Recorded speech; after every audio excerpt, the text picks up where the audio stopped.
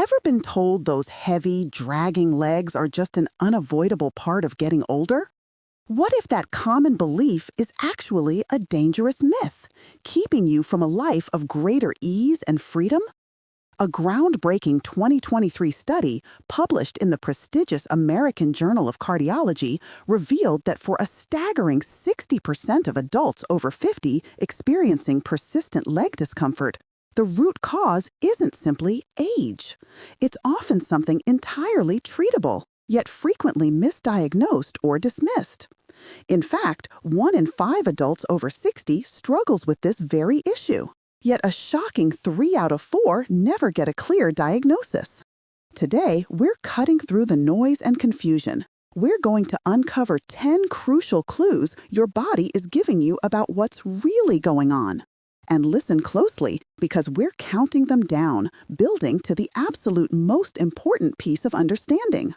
Point number 1, revealed at the very end, is the single game-changing insight that can truly transform how you feel, giving you back your stride, your energy, and your independence. Miss this, and you might continue struggling, guessing, or worse, overlooking a critical warning signal that could have profound impacts on your future health and vitality. Imagine 2 futures. One where simple joys like walking through a park or chasing after your grandkids feel like climbing a mountain. Your world slowly shrinking with every heavy, painful step. Or picture yourself moving with a renewed sense of ease and confidence, enjoying every moment without that constant dragging burden. The knowledge to choose that second future, the power to reclaim your life, begins right here. Stick with me until the end for that crucial number 1 insight. The Great Divide, weakness or blockage. Let's dive straight in. That heavy, dragging sensation in your legs almost always points down one of 2 very distinct paths. Think of it like a fork in a familiar road. Understanding which path you're on is everything. Path number 1 is simple muscle weakness. Your leg muscles, for various reasons, have simply gotten a bit deconditioned. Maybe you had a tough flu that kept you on the couch, or a nagging knee issue made you hesitant to walk as much as you used to. Your muscles are like a car battery. If you leave a car parked for weeks, the battery slowly loses its charge. It doesn't mean the engine is broken, it just means the power source needs a consistent, gentle recharge. This path is entirely reversible, and it's your body's way of giving you a gentle nudge to start moving a bit more deliberately. This is often linked to a natural age-related decline in muscle mass and strength, a process scientists call sarcopenia. Think of it as your muscles slowly shrinking if you don't actively tell them to stay strong. A 2022 review in the journal Gerontology highlighted how even moderate, consistent activity can significantly slow or even reverse this process, helping you maintain the strength to confidently lift groceries into the car or stand longer while cooking a favorite meal. Path number 2 is different, and it carries a more urgent message. This road is about blocked arteries. Imagine the fuel line of your trusty old lawnmower developing a clog. The engine is perfectly fine, the spark plug is new, but it can't get enough gas to run properly.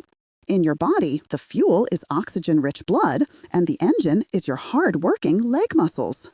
A blockage in the artery pipe means not enough vital fuel can get through, especially when your muscles demand more. This condition is known as Peripheral Artery Disease, or PAD for short. This isn't a sign of weakness, it's a sign of a supply issue. Knowing which path you're on isn't just academic, it dictates your next steps. One path is a straightforward invitation to get stronger. The other is a serious warning sign from your circulatory system that needs prompt medical attention. Let's become detectives together and figure out which road you're navigating. Try. For the next few days, simply observe your legs with a curious, neutral mind. Don't judge or worry. Just collect clues. Write down what you feel. This simple act of mindful observation, a technique often used in cognitive behavioral therapy, helps you gather objective data rather than relying on anxious assumptions. The timing tell. When does it strike? The single biggest clue in our investigation is the timing of your leg discomfort. Pay very close attention to when that heaviness, ache, or pain decides to show its face. It's like a suspect with a very specific, predictable pattern of behavior. If it's primarily muscle weakness, the feeling is often a more constant companion. It's there when you swing your legs out of bed in the morning, making that first step feel like a monumental effort. Your legs might feel generally heavy when you're just standing at the kitchen counter waiting for the coffee to brew or slowly putting away dishes. It's a pervasive lack of get up and go that often lingers in the background, making nearly every physical task feel a bit more strenuous. It might ease slightly once you've been moving for a bit as your muscles warm up, but it rarely disappears completely. It feels like a persistent, underlying exhaustion in the muscles themselves, making you think twice about strolling through a large department store or taking the longer path to the park.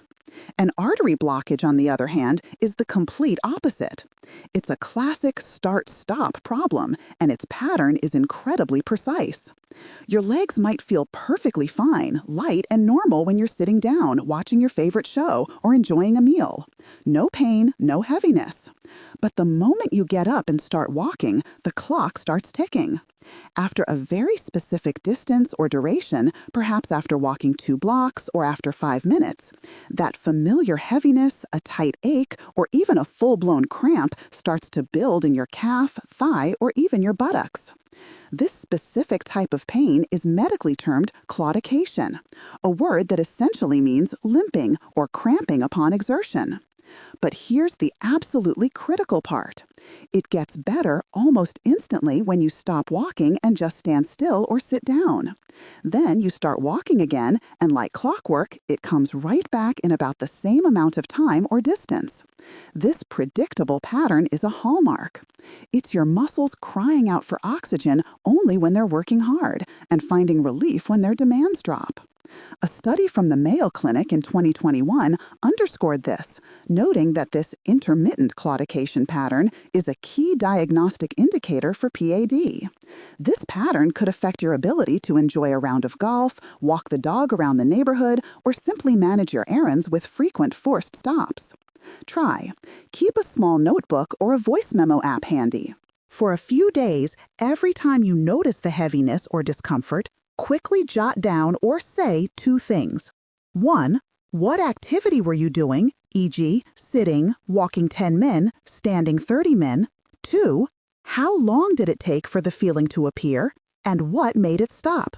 This detailed personal log helps you identify your unique pattern, turning vague feelings into actionable insights for yourself and your doctor. The pain's personality. What's its true character? Now, let's talk about the character of the feeling itself. If you had to describe it to a close friend or family member, what words would you use? Its unique personality is another massive clue. The feeling of weakness is usually a deep, tired, weary ache. It's a profound, generalized fatigue that settles into your muscles, making them feel like dead weight. It's that sensation you'd expect after a massive day of strenuous gardening, or helping a friend move heavy furniture.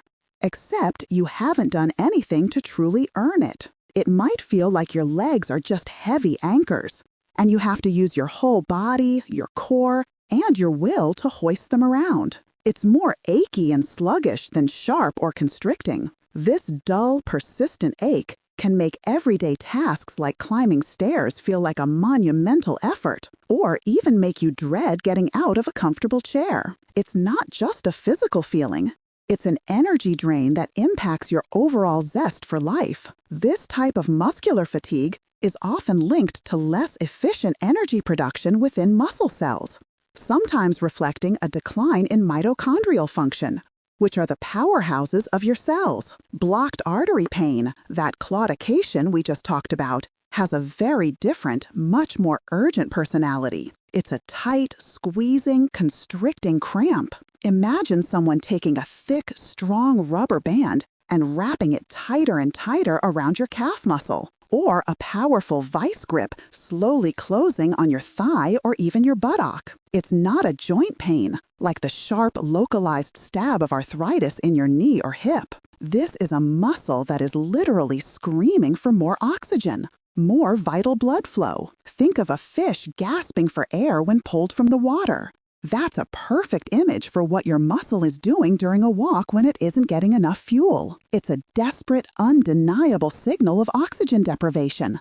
a state called ischemia, and the pain will force you to stop. This pain feels distinctively muscular and often radiates throughout the affected muscle group, making you instantly aware of the exact location. It can steal the pleasure from simple walks with a partner, or even make you hesitate to explore a new park with winding paths. Research published by the American College of Cardiology consistently highlights the distinct nature of claudication pain as a key indicator for underlying circulatory issues. Try.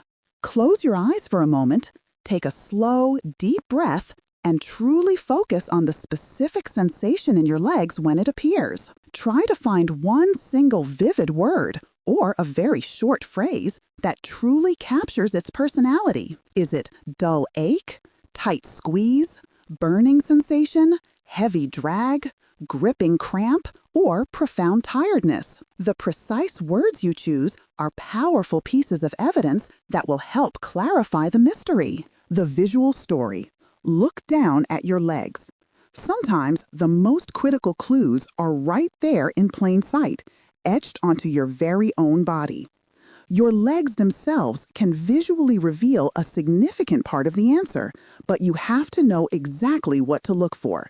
So take a moment, find a well-lit room, sit down comfortably, take off your socks and shoes, and give your legs a good, honest, unhurried look. First, let's compare one leg to the other.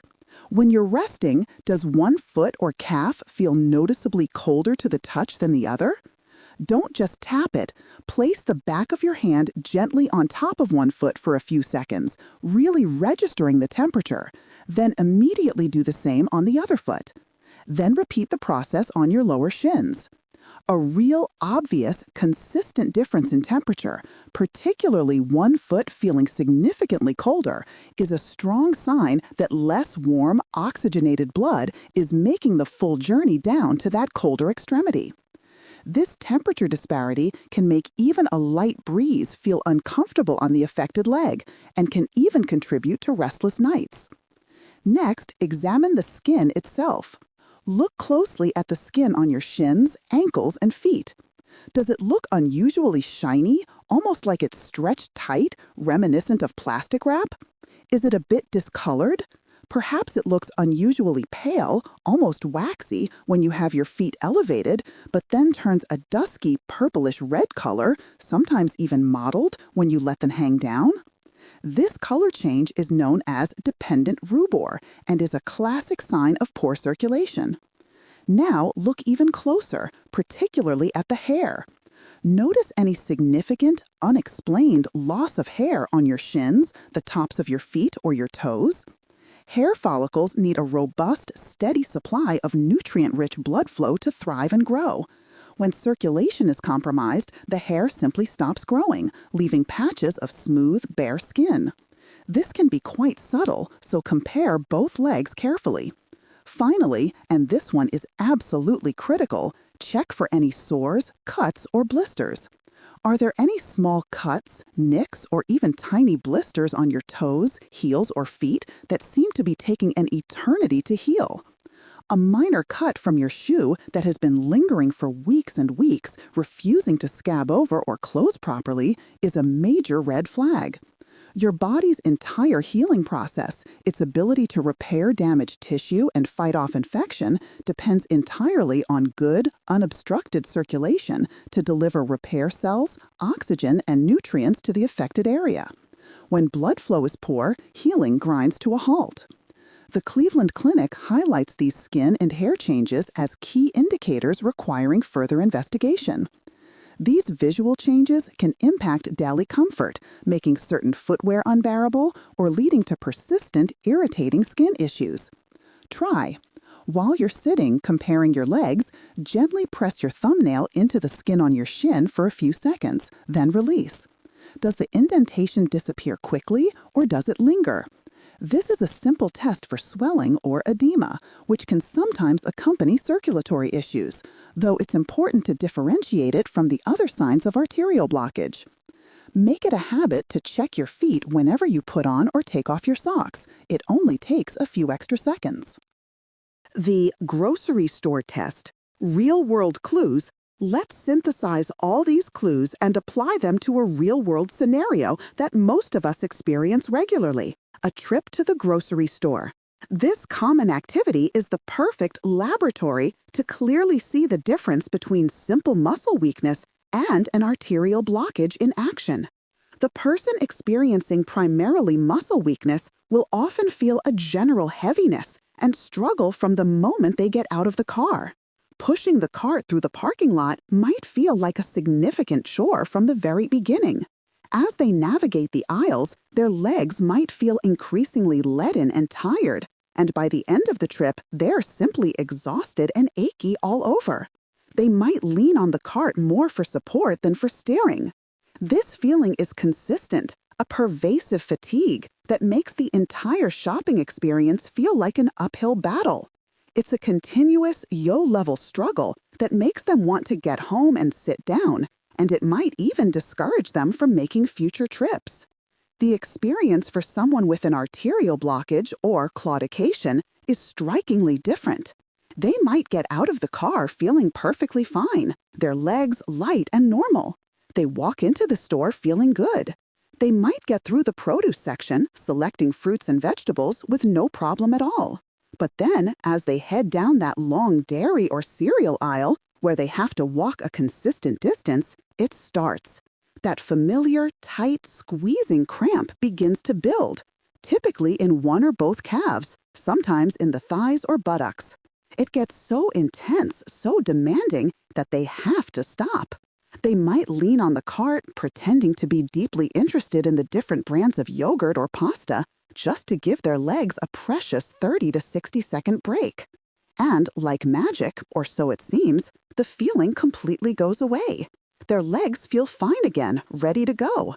So they start walking towards the meat counter, and sure enough, halfway there, after roughly the same distance or time, that exact same painful cramp comes roaring back.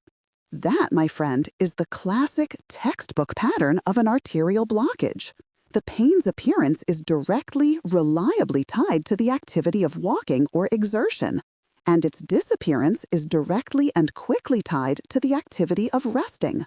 Your muscles used up their available limited fuel supply, and you had to stop until the trickle of blood flow could refuel them just enough for the next short burst. This predictable, repeatable cycle is not a sign of weakness. It's a powerful indicator of a circulatory issue. A recent systematic review from the American College of Physicians confirmed that this walk-stop-walk pattern is over 90% accurate in identifying claudication. This phenomenon can make social outings, travel, or even just exploring a new town challenging and frustrating, constantly interrupted by the need to stop and rest. Try. Next time you're out for a walk, whether it's around the block or in a store, become your own careful observer. Notice if the cramp or heaviness is predictable. Can you count the number of lampposts or storefronts you can pass before it starts? Is it always by that same oak tree or at the end of a specific aisle? This precise predictability is a profound clue. It's a hallmark sign of a circulation problem, not general weakness. The home strength check. How strong are you? Let's shift gears and test the engine itself, your raw muscle strength. This is a simple, effective way to get a baseline for your muscle power right in your own home. Before we begin, a very important reminder. If you have any significant heart issues, balance problems, or serious joint pain, please talk to your clinician before attempting any new exercises. Your safety and well-being are always the top priority. We'll start with a calf raise. Stand behind a sturdy kitchen counter or the back of a heavy, stable chair. Hold on lightly, just for balance and stability, not to support your body weight. Keep your back straight, your gaze forward.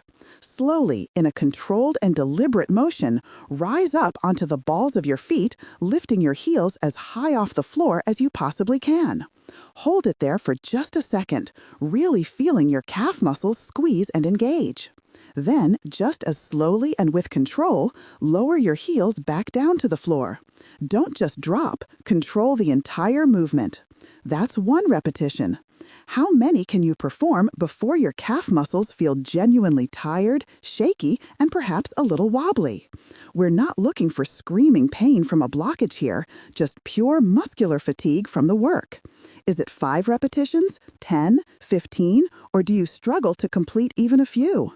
This simple test measures the strength of your gastrocnemius and soleus muscles, crucial for walking and maintaining balance. Now, let's move to your thighs with a basic chair squat. Stand directly in front of a sturdy dining chair or kitchen chair, as if you're about to sit down. Cross your arms over your chest, or extend them forward for balance if that helps. Slowly lower your body by bending at your knees and hips as if you're reaching for the chair with your bottom, until you just barely touch the seat of the chair. Don't fully sit down and rest. As soon as you make contact, push through your heels and glutes and stand right back up, returning to the starting position. That's one chair squat. If you find you absolutely cannot do it without using your hands to push off, that's okay for now, but try to use them as little as possible. How many controlled chair squats can you complete before your thigh muscles feel truly fatigued? If you struggle to do even a few of these repetitions, or if they feel incredibly difficult, then some degree of muscle weakness or sarcopenia is almost certainly part of your story, no matter what else might be going on. This simple test is a powerful indicator of your baseline functional strength, which is vital for daily activities like getting up from a low sofa, navigating stairs, or carrying groceries. And remember, stop immediately if you feel any sharp, unusual pain at any point during these movements. This kind of functional assessment, endorsed by institutions like the National Institute on Aging, is a great starting point for understanding your muscle health. Try. Link a new habit to an old one. Every time you wait for the microwave to ding or for water to boil on the stove, stand by the counter and do 5 slow, controlled calf raises. It's an easy way to build strength consistently without having to schedule a separate exercise time. For chair squats, try doing 3 every time you get up from your desk or a table. Small, consistent efforts add up powerfully. The clogged pipe. Understanding the artery side. So, what exactly is this blockage business when we talk about arteries? Let's strip away all the medical jargon and fear and simplify it. At its core, it's just plumbing. That's it. It's a completely understandable mechanical problem. Imagine the old copper water pipes in the basement of your house. Over many, many decades, minerals from the water, sediment, and perhaps a little bit of rust can gradually build up on the inside walls of those pipes. Slowly, steadily, the pipe gets narrower and narrower, and consequently, less water can get through to the faucet upstairs, reducing the pressure and flow. It's the exact same process that can happen in your leg arteries, though with different materials. A sticky substance called plaque, which is a complex mix of cholesterol, fats, calcium, and other cellular debris, can build up and harden over time on the inside walls of your arteries. This process is known as atherosclerosis, essentially hardening of the arteries. This gradual narrowing means the pipe that carries blood to your legs becomes restricted. When you're resting comfortably on the couch, watching TV, or reading a book, your leg muscles don't need much fuel, not much oxygen. So even that narrowed opening in your artery is often enough to supply them with the minimal blood flow they require. No problem, no pain. But here's where the crunch comes. When you start walking, even at a leisurely pace, your leg muscles suddenly yell, "We need 10 times more blood, 10 times more oxygen, right now."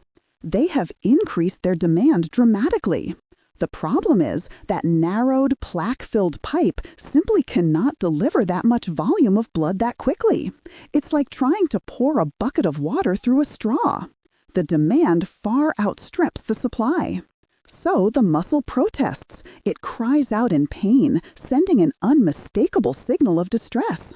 That protest is the cramping, heavy, constricting pain you feel. When you stop and rest, the muscle's demand for fuel drops right back down to idle, to its resting state, and the small amount of blood still getting through is once again sufficient. So the pain stops. It's a simple, undeniable supply and demand problem. This critical understanding helps you connect the dots between your actions and your body's response, making the experience less mysterious and more manageable. The American Heart Association extensively details atherosclerosis as the primary cause of PAD, emphasizing its gradual progression. This condition, if left unaddressed, can limit your ability to participate in community events, engage in hobbies that require standing, or even simply enjoy a peaceful evening stroll. Picture a big, bustling 4-lane superhighway. That's what a healthy artery looks like, smooth, wide open, and ready for heavy traffic. Now imagine that highway suddenly hitting a massive, long-term construction zone where it narrows down to one single congested lane during rush hour. The cars, your vital blood cells, get backed up and can only trickle through slowly. That frustrating traffic jam, that desperate backup, is exactly what happens in your leg arteries when you try to walk with a significant blockage. This vivid image helps solidify the mechanical reality of what's happening. Becoming your own advocate, how to talk to your doctor. This might just be one of the most important parts of our entire conversation. When you go to your doctor and simply say, "My legs feel heavy," or "My legs hurt," it's often too vague. It's like calling a car mechanic and just saying, "My car is making a noise." It might not get you the focused help you need, and you might inadvertently get brushed off with a general, "It's just age" explanation. To get the best care, you need to become a skilled reporter, giving your doctor clear, specific, high-quality facts. Go into your appointment armed with simple, concise notes. Don't be shy or embarrassed about reading directly from them. Doctors appreciate well-organized information. Tell your doctor exactly where the feeling is. The cramping is always in my right calf, never my left, and it never goes into my thigh or foot. Be precise.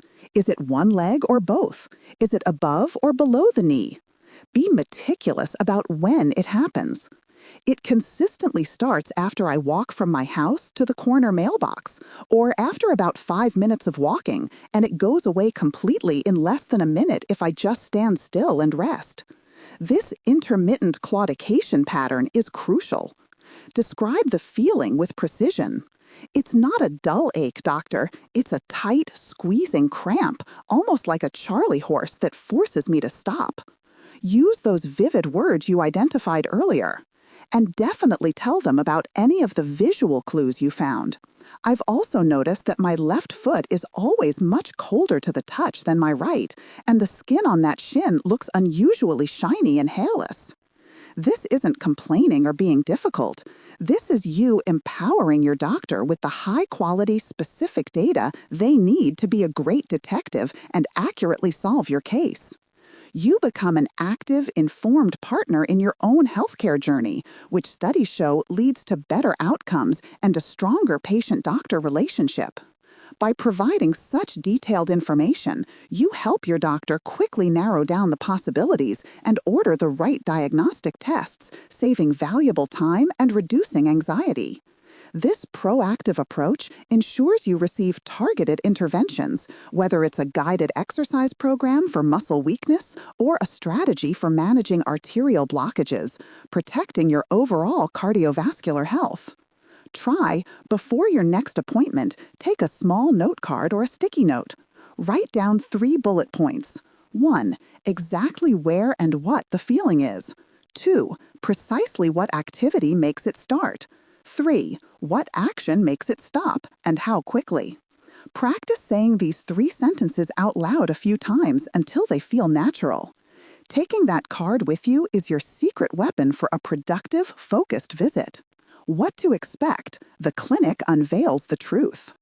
If, based on the excellent detailed clues you've provided, your doctor suspects a possible arterial blockage, please know that they will not immediately jump to anything scary, painful, or invasive.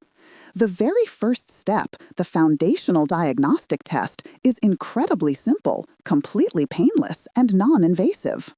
They will likely perform a test called an ankle brachial index, or ABI.